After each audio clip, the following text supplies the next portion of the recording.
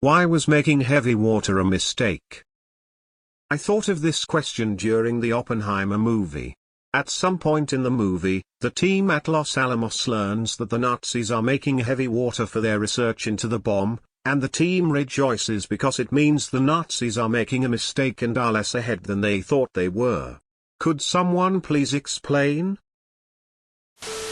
It's because the Americans figured out that graphite was a suitable moderator so long as the impurities were removed.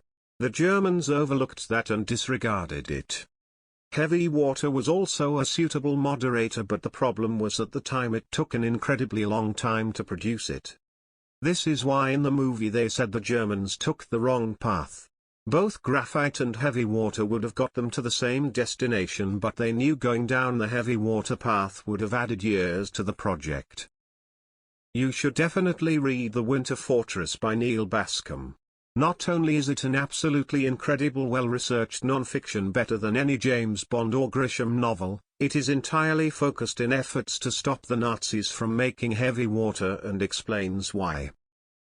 If you are interested in this era, I wanted to recommend this book, The Making of the Atomic Bomb by Richard Rhodes. A really detailed and fascinating account of 20th century physics and the race to build the bomb.